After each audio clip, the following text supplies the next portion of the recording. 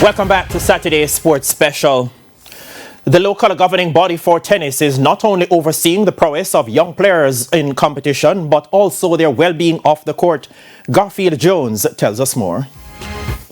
Actively pursuing avenues to ensure that the nation's young players are protected from all forms of abuse by preventing harm and promoting their overall development. This as they aim to fall in line with international best practice of safeguarding in sport. As such, Director at Tennis Jamaica, Joseph Dibbs, says Tennis Jamaica is mandating that all coaches get certified as in order to coach locally.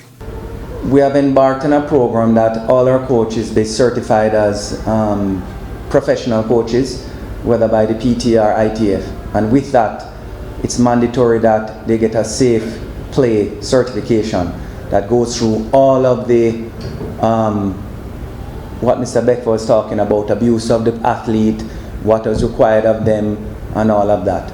So as we get along this year and into next year, we're requiring all our coaches to have that international certification.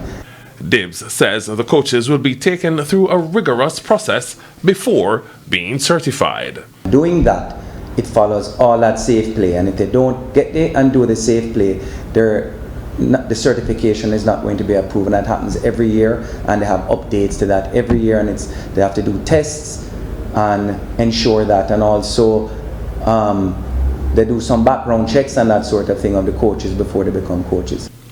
Meanwhile, General Manager of the Sports Development Foundation, Alan Beckford, spoke about what his organization is doing to help.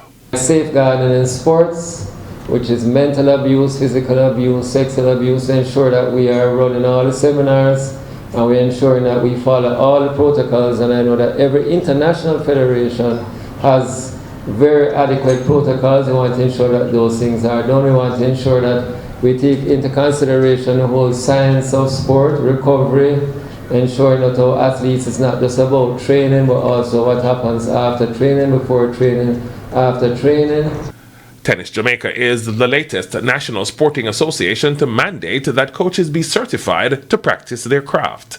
The Jamaica Athletics Administrative Association, the J3As, had earlier announced that starting January 1, 2025, coaches across the island will be issued with 2-year license to practice as a coach. Garfield Jones for TVJ Sports.